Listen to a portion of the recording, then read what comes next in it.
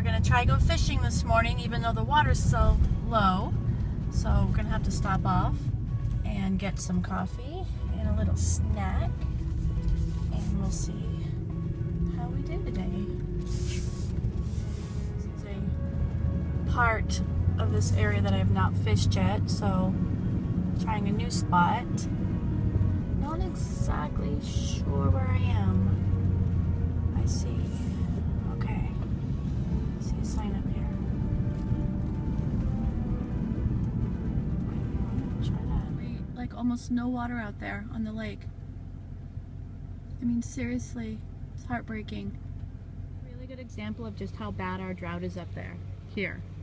You see those little buildings over there? Those are the lifeguard towers. Because all of this should be underwater.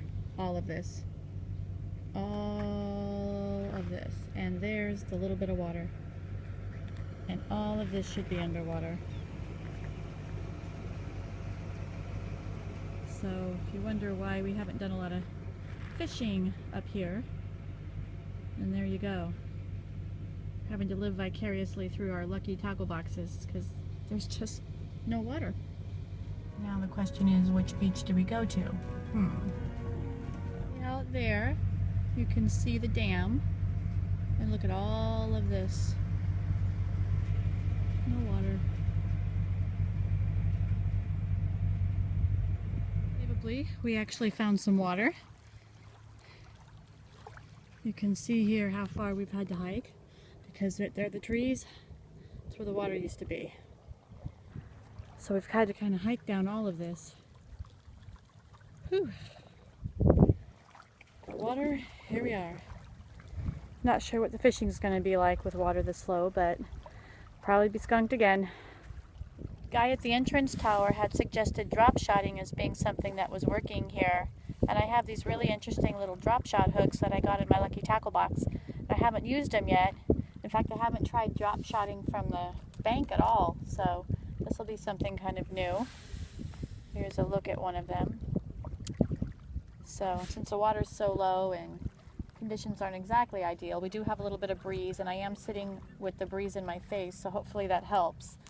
It'll kind of give me a little advantage here, but not by much. Let's see what we do. How these work is that you feed the line here. See if I can get in the shot there. The line through both loops. I've got my knot tied and my weight on. So here we are. I've got the weight on, and I've got my robo worm there nose hooked. And let's see what we can do. So this is my little bank fishing setup. I kind of get laughed at for it from my friends, but that's okay. It's a little foldable wagon, and I can fill it up with all my stuff. It was nicely packed in there, but see, it makes it so much easier because I was over there.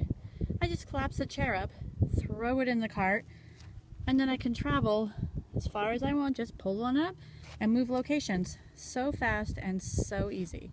So, it works out really well. Alright, we were using, I believe it was Autumn Dawn in the RoboWorm, and I've now switched to the Aaron's Magic, and all of a sudden, out of nowhere, I'm getting nibbles, nibbles, nibbles, no real heavy bite, but it's just interesting. The changing of a color can just make all that difference, so let's hope we get something more than some nibbles here. We have some horseback riders checking out the lake. Well, just one more disappointing fishing trip this summer. It's just been too hot, the water's been too low. I think the drought has really stressed everything out. The only consolation is all the other fishermen who were here with me this morning have all packed up and left without a catch as well. We've had plenty of weak sort of little nibbles, but nothing to write home about. So that's kind of how it's been this summer. Just not in the cards for us here. Maybe trout season will be better.